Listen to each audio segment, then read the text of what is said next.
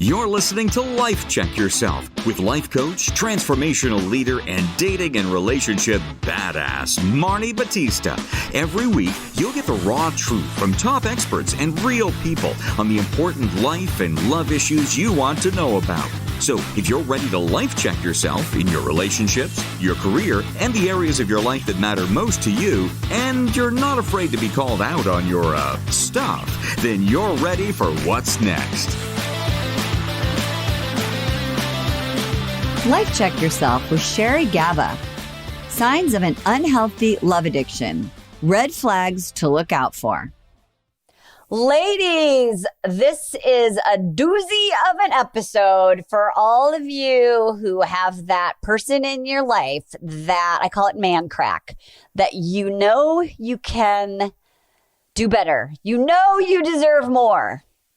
Yet you cannot get out of this crazy love with this person. And to help us with that, I have invited the best, the foremost expert, Sherry Gaba. She is a licensed psychotherapist. She's a life coach. Guess what, ladies? She is specifically helping women like you cope with codependency, love addiction, toxic relationships, and all of the mental health issues that go with that. She is a single mom, and once her daughter was old enough, Sherry returned to school to receive her master's of social work from USC. Whoop, whoop. I used to live in Los Angeles. She's been doing this in real life and even on TV. She's been on VH1 Celebrity Rehab. She's been in CNN, Inside Edition, Access Live. She's been in Cosmo, the LA Times, Marriage.com, Psychology Today. She has her own podcast called The Love Fix, and she is the author of an awesome book called Love Smacked, in which she addresses relationship addiction and codependency. So stop what you're doing, get out your little phone to take notes, and listen to the brilliance of Sherry. So let's just talk first, Sherry. This is an important thing because people are like, I don't think it's love addiction. I just think that we have this most amazing thing and I can't get that with anyone else. And one day he'll change. So let's define it for our listeners. What exactly is love addiction? What are the signs? What are the symptoms? Well, thank you, Marni, first of all, for having me on your podcast. I'm so grateful for you giving me this platform, and I love what you're doing. And yes, let's get into it. So a lot of people think of love addiction. They think of obsessive love. They wrap their arms around obsessive love, but really love addiction is the same thing. And it's a process addiction. Some people have addiction to substances. This is more of a lifestyle addiction or a soft addiction. So when you think of food or binge eating or exercise or internet or gaming or dating or shopping or spending, those are all lifestyle process addictions, but it has the same mood altering effects. So it's really interesting. And it also has withdrawal symptoms. So just like an addict is always chasing that first high, the love addict is always chasing that first love, that first feeling, that first high of love.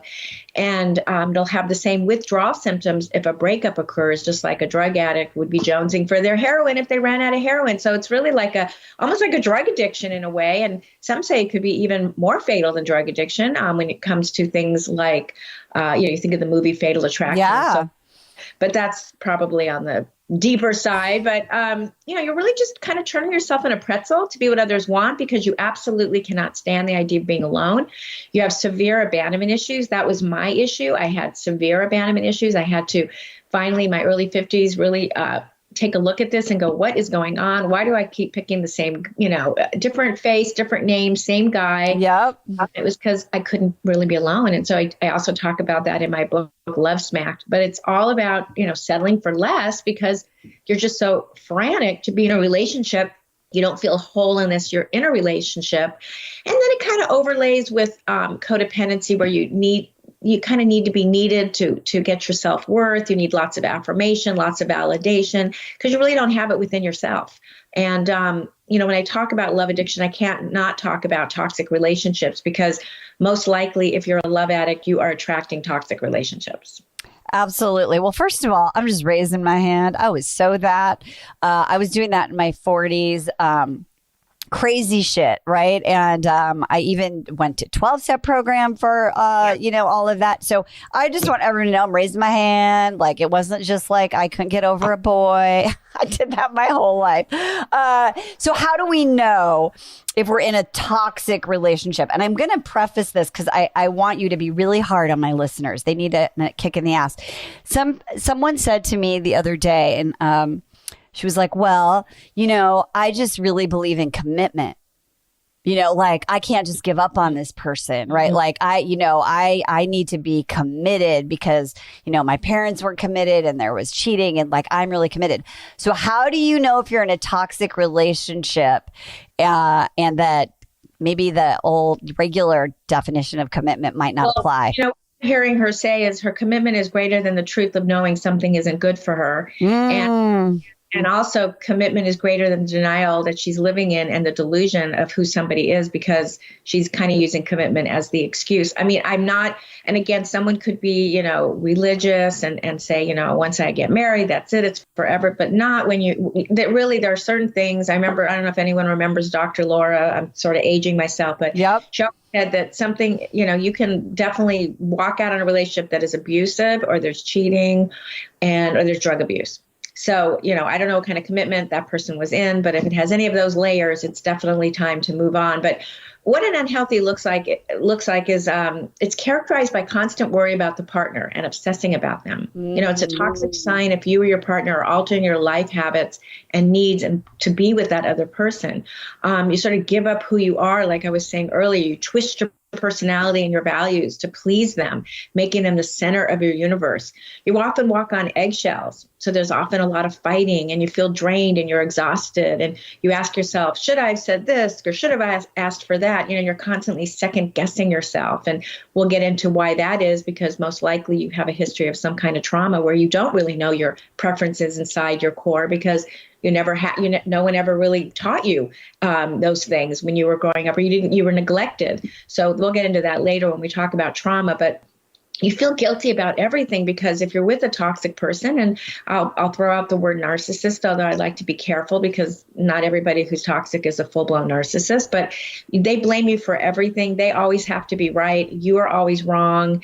And you'll feel guilty for everything because they're blaming you for everything. And because you already second guess yourself, you're going to take on that blame. There's a lot of fighting, a lot of manipulation, a lot of controlling behaviors. They might be dominating your actions, telling you how to dress, how to do your hair, what to do for a living, when to go to the doctor, what to have for lunch. A lot of yelling and insulting. They use words to inflict pain, to hurt, to shame, to embarrass, or degrade you. I know I'm talking very fast, Marni. No, but you got a lot. It's Cherry. This is like the truth. This is the gospel. So and people stay in it because they're addicted. Getting real information, so they're not just listening to like just a little bit of this. They're really going to be able to walk away going, oh my God, I think I get this. They're like, oh my God, I need to read Cherry's book right now and get my shit together. Okay. So we know what a toxic relationship is. And it's okay. What's crazy about this is crazy in a good way is that, for those of you that you relate to, I know that like on the outside, like, you have a great job and you look really good, like it looks good. And these are these things that are going on inside. And I love that you're being so direct because this is the truth. And I love that you said, that commitment to the denial over the truth of what you're experiencing. So this is a word that gets thrown around a lot, and it is love bombing. So how does that tie in to all of this? So love bombing is over the top courting. So you meet somebody. I mean, I met someone last year. It was hysterical. He said he was going to marry me on the first date. And that was definitely a red flag. I didn't exactly heed to that red flag as fast as I should have, being that I know all this information, but you know what? It's all about, we just keep learning. So I only went out with him for maybe a few months, but eventually I moved on because he was a toxic person. And I pretty much thought he could have those characteristics from day one because he was trying to reel me in. But they'll lavish you with gifts. They can't stop complimenting you. They tell you they love everything about you. They've never met anyone as perfect as you. You're the only person I want to spend time with. They text and message constantly. They just believe that this is true love. You're their soulmate. You were born to be together. It's fate we met.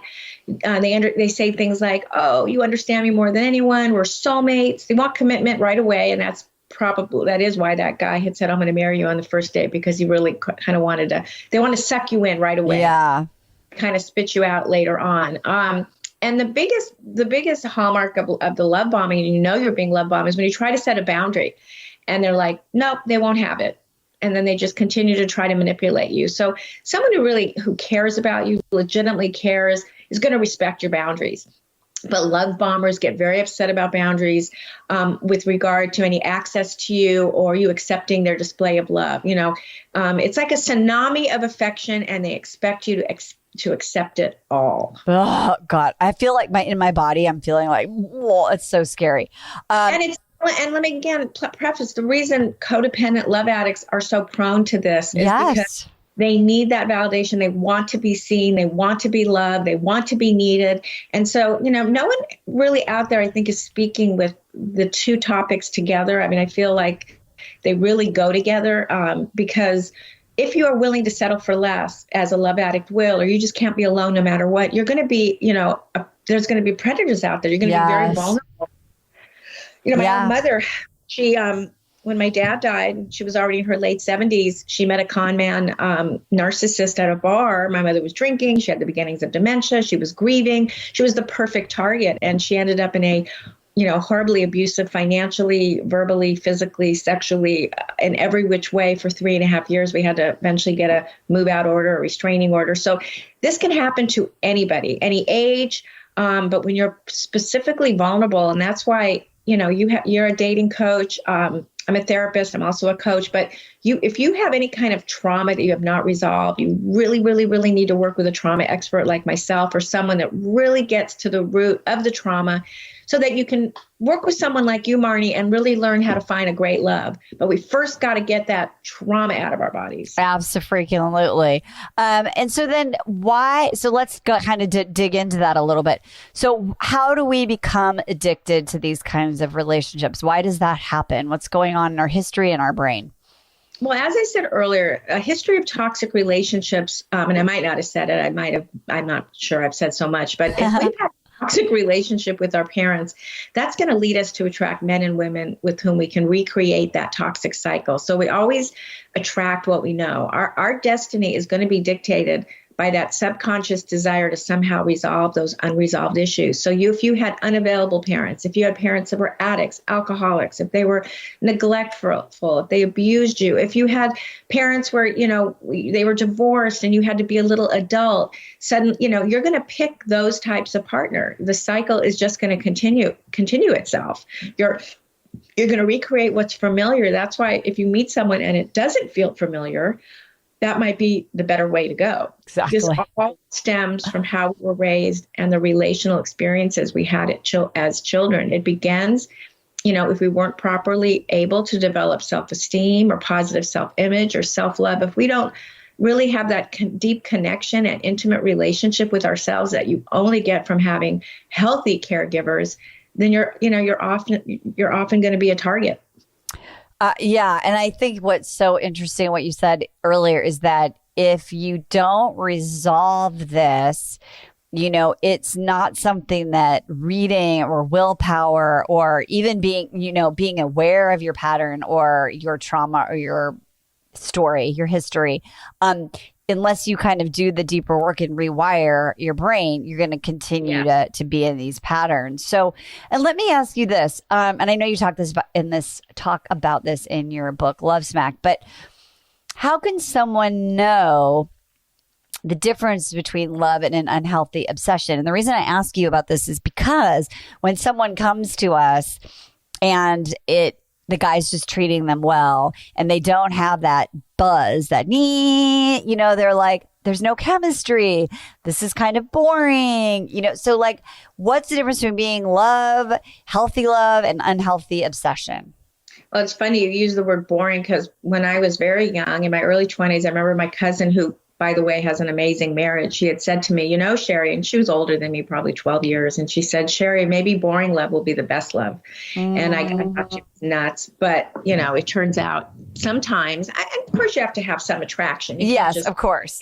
But boring might just feel boring because you are addicted to that drama and that trauma in your body. So in healthy relationships, couples will meet and they might idealize each other a little, and they're starting to form an attachment. But as love matures, it usually will become a little less intense. It'll become more secure. We're always trying to move towards a secure attachment. Love addicts and codependents tend to have an anxious attachment. Some even have an avoidant attachment, or they go back and forth and have a disorganized attachment. But trust develops alongside love. People with love addiction really never get past those initial stages of falling in love. So they idealize the person they're in love with, and they never feel secure enough to trust them. They become dependent on the person they love in a very unrealistic way. And they hope somehow this person's going to create this fairy tale, happily ever after. And it's really unrealistic to expect anyone else to create a satisfying life for you.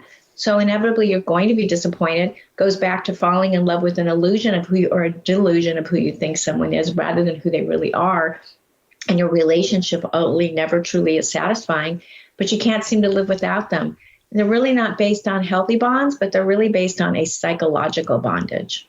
That's so deep. Let me ask you this, because I think that in our culture, in our Instagram culture, in even the media, there is this romanticizing almost about overly obsessive relationships. Like, do you think that the media does portray this in a way that feeds that unhealthy neural programming?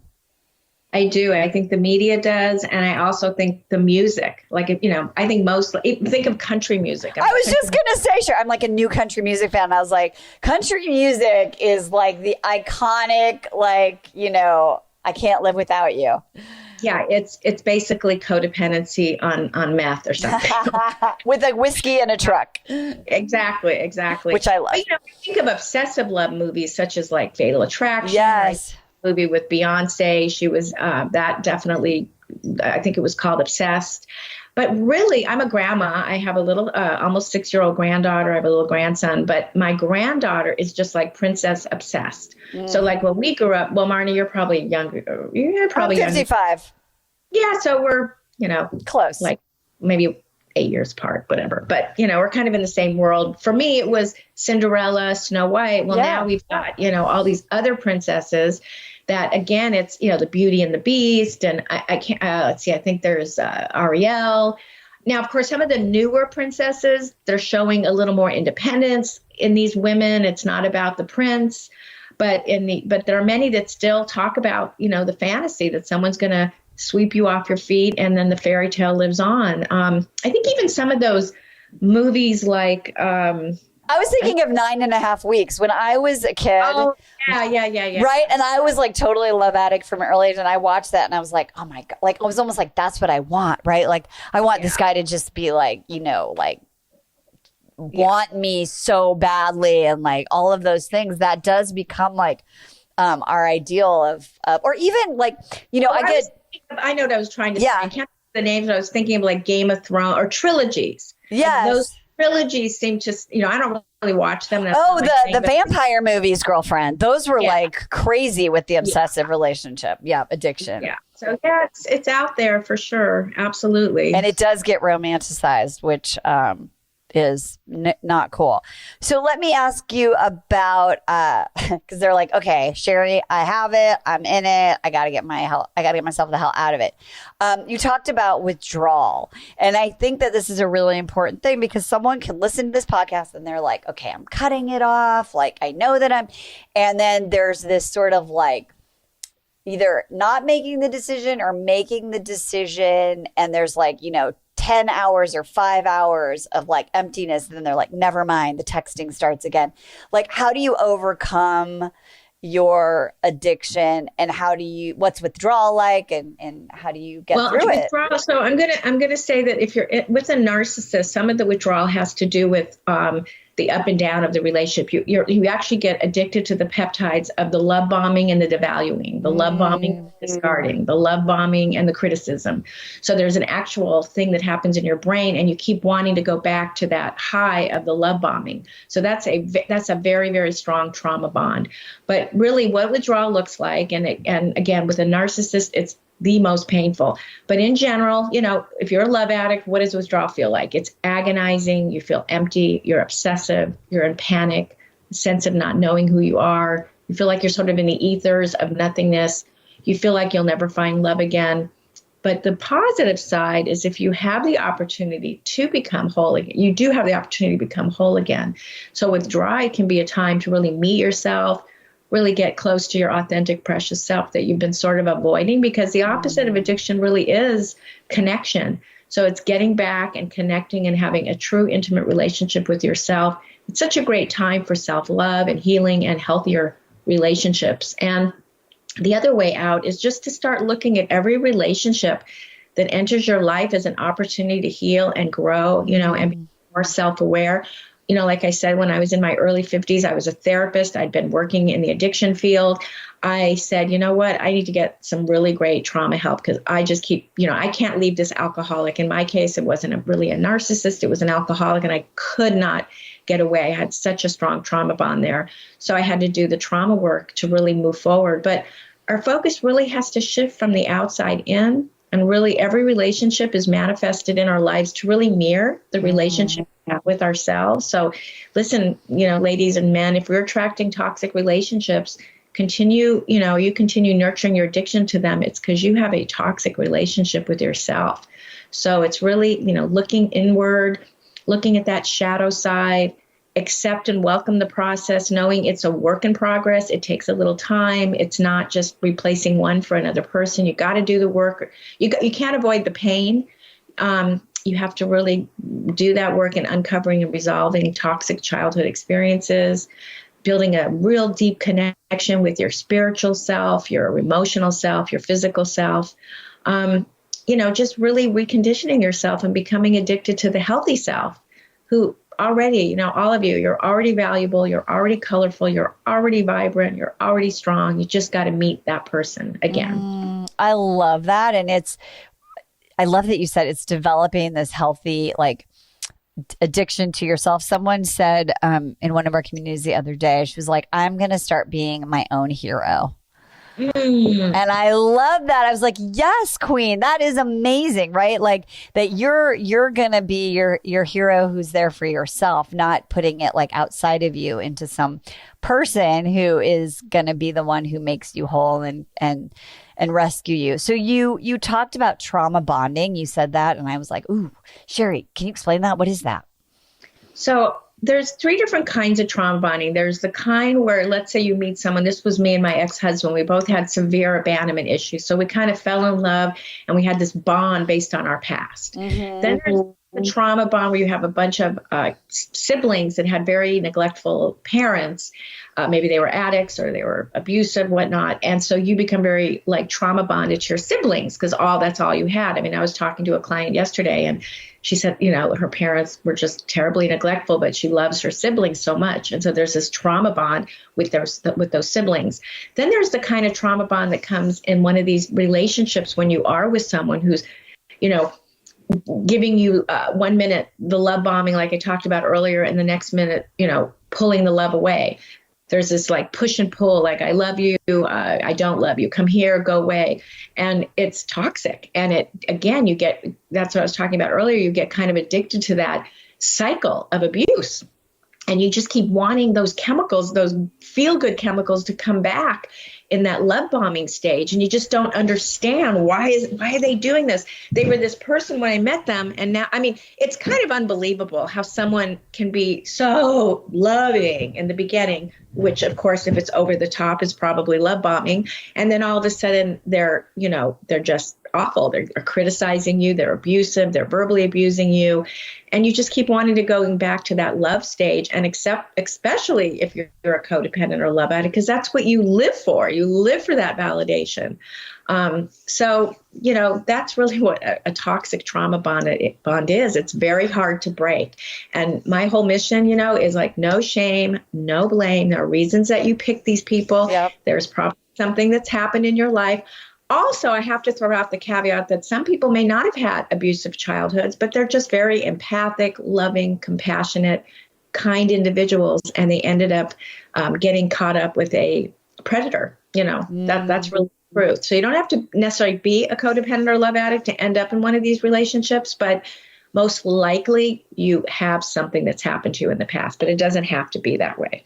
It's almost like this idea of winning, right? Like, like that cycle that you're talking about, the trauma bonding, right? The like close, and then they pull away, and then you're like, I want to win, I want to get it, like, and that kind of is fulfilled by what we talked about for a minute earlier about the whole media, right? Like that there's supposed to be this happy ending, right? Like if we could just get through this thing. Do you think people do that? Like set themselves up to like, if we could just get back to this, or we could just solve this. Definitely. It's also much deeper than that, Marni. Usually it's something much, much deeper, such as we call it in the psychological world, repetition compulsion. So if I just get this right, or if I just win him back, or if I just say the right thing or do the right thing, I'll finally get subconsciously what I didn't get as a child. And I know that may seem kind of strange, but, we are, interesting creatures. Our brains are pretty interesting, and our nervous system is pretty interesting. And so you're constantly always going back to that place of, God, if you just would do this, I'll finally, I'll get the love I never got growing up. And, ladies and gentlemen, that is not to come from a partner. I mean, you definitely want to pick someone who makes you feel secure, and you want to move towards a secure attachment, but it's not their job. It's not their job to redo what you didn't get growing up. Absolutely. I remember for a minute I was coaching men in the early days, and I had this guy who, I'll never forget it because he's from Kentucky. He had an accent, and he was dating this girl named Angela. And he'd always start, he said everything. He'd be like, I said to her, Angela. It's like stuck in my head. But it was the same thing where like he realized that she was obsessed with him, and that he could never fill the hole. Right. And so it was really great at the beginning, right? Because she was obsessed with him, and like it was that highs and whatever. And then he could never fulfill her whole enough, right. And so it like crashed and burned really quickly. And so I think if you have that, and then you do meet someone who's healthy or trying to get healthy, then you end up sort of like never, those men that are going to be a healthy person, like they can never fulfill that need that you have. So do you think that that's kind of like, it's like the reverse pattern, right? So let's say you're trauma, you're addicted to love, you're a love addict, and you happen to by chance meet maybe a more emotionally available, healthy guy. What does that look like? I'm thinking of the law of attraction. We attract what we are, right? Yes. So, if you're meeting a healthy person and you're unhealthy, there's a really good chance they're going to move on because they're going to see all the triggers. Right. They're going to see the red flags in you, like you're needy or you're possessive, or, you're texting them too much, or, you're just too available. So I think we attract what we are. And I don't think we can, I don't think we can get away from that. I mean, if we want to really meet a secure person, and we always want to try to meet someone with a secure attachment, we've got to get secure ourselves. And it doesn't mean, you can be in the process of it. It doesn't mean you can't meet someone when you're, going through the stages of learning to be secure, learning to find yourself. I mean, that's okay. We're all works in progress. But I think you have to have some level of being able to be on your own. I memean, when I divorced my last husband, I had to be on my own. I took up canoeing. I joined 12-step programs. I joined. I just did everything I could to really just meet myself again and know that I could be with myself no matter what, that I would never settle for less, that I could always be on my own, because I'd never really been on my own. I got married at 22 from my house and went from one relationship to the next. I talk about it in my book, Love Smacked. And I just needed that time to really just learn to be with myself. So now today I can do that. And it's a much, much healthier place to be. And then you will attract someone, not because you're settling for less, or you don't think you deserve more, or you don't want to be alone, or you're empty, or you're going to attract somebody from a really great wholehearted place. I love that. And I really want the ladies to hear what Sherry just said, because we hear so often, why do they disappear? I can get 2, 3, 4, 7 dates in, maybe a month or two. But that guy who can't fulfill your unhealthy need is going to peace out. And so I think that's a notice that if you're the person who's sending the text, and why didn't he call me? And how come he doesn't? And how, it's not enough. Why can't he come in?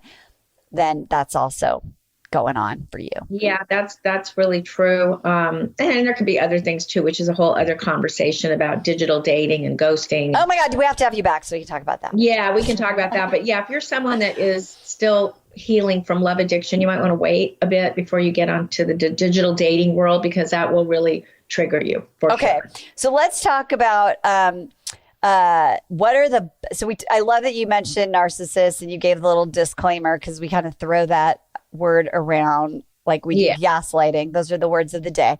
So what are boundaries that if you are dating someone or you're with a narcissist, how do you start regarding boundaries with that?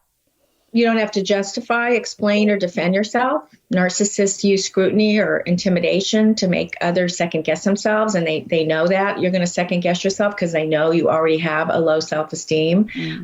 That gives them a great feeling of power and control. So part of boundary setting is the right to decide what you share with others. I mean, I think in the beginning, you want to share as little as possible in terms of personal information. The less a narcissist knows, the more they know, they're going to use that against you. You don't have to justify your thoughts or feelings or actions. And if they criticize you, you can say something like, I hear your opinion. I will consider that. If they question your actions, you can say, I'm confident in my choice. Or if they demand an explanation, you can say, that's personal. We'll have to just agree to disagree. I mean, you always have the right to walk away from someone that feels unhealthy or abusive. I mean, that is your right. So, learn to walk away, even if you're on a date, just say, sorry, I need to go. So I have an appointment. It's very important just to take care of yourself. Ladies, Not in a relationship when you're dealing with someone who's abusive or toxic. Absolutely. Ladies, hit the little rewind button, write those statements down. Those are so good. I bet they're in your book too. And then what are some of the first steps that our listeners can take to breaking free from this love addict cycle? Again, I think I kind of might mention it earlier, but I'll mention it again. It's all about really first of all, being on this podcast, you're already self-aware. You have this awareness. Now you have this awareness, and we look at like the stages of change. So what happens after the awareness? The next is the changing the patterns. How do I change the patterns? Well, if you're someone that has deep trauma wounds, you want to find a great trauma therapist like myself or someone that understands trauma. You can join 12-step programs. You can join my tribe. I have a support group just for this issue. I mean, I know that for me, anytime I've ever been in a certain point in my life, a certain season, I was a single mother. I joined a single parent group. I was married to an alcoholic. I joined a 12-step Al-Anon program. Whenever you're in sort of a place in your life like this, there's nothing more healing than having a group of people that really get you. So you can start by educating yourself, picking up my book. Again, a book is not going to heal you. You need trauma therapy if you have a real deep need to unearth some of that trauma stuff. And then I have a free ebook and a quiz to see if you are in this position of being a love addict or if you're with a narcissist. And you can go to sherrygaba.com/NP quiz. And that's sherrygaba.com/NP quiz. And that's a book called a free ebook, Narcissistic Partners and Obsessive Love. Or you can join my support group. And for your listeners, Marni, it's $1 to join for a week, and they can check it out, see if they like it. If not, they can quit anytime. I love it. By the way, ladies, if you're driving, don't worry. This is all in the show notes. In the show notes. We're going to put all these links because I want you all to have happiness and be free. Freedom is my word. Thank you. The coaching program is wakeuprecovery.com/IG1. That's wakeuprecovery.com/IG1. And thank you for putting that in the show notes, Marni. And thank you for having me. Absolutely. As a person who recovered from love addiction myself, it was part of my mission. My moment, Sherry, and I'd love to know, I know we have to go soon, but I'd love to hear yours. My moment was I was addicted to this guy. My kids were little. They were in nursery school. I was trying to get someone to pick my kids up because I wanted to go obsessively go see if this guy that had broken up with me was with someone else. I was trying to text, and it was back in the day with the flip phone.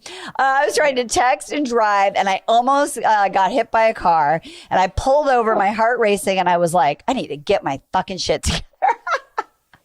I was like, I'm putting my life and my children. Yeah. What was yours? Did you have a moment like that?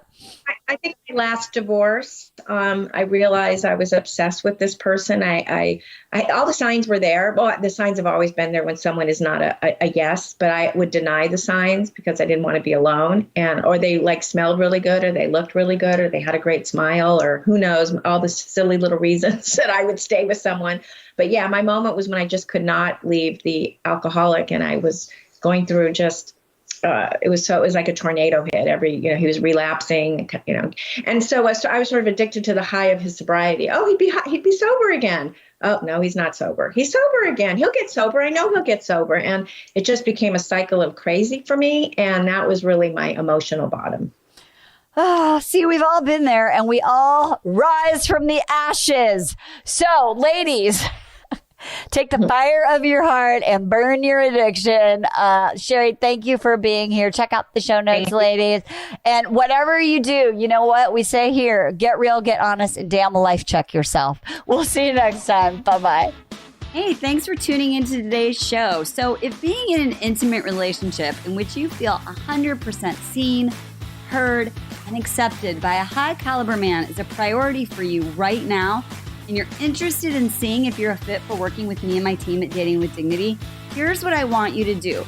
Just head over to DWD VIP, that's D as in dating, W, D as in dating, VIP.com, and book a call to speak with my team. We'll get on the phone with you for about 60 minutes, and you'll get crystal clear on what's stopping you from finding true love right now. We'll also take a look at what you want to create, what you want your whole life to look like when you're able to finally be fully expressed as a woman in a healthy relationship with an incredible guy. And if we can help you get from where you are right now to where you want to be, we will show you the fastest path possible that makes sense for you to do that. We help smart, successful women all over the world solve this one missing piece in their life so they can finally have it all. So to see if we can help you do the same thing, head over to DWDVIP.com. I'm Marni Batista, and let's talk soon.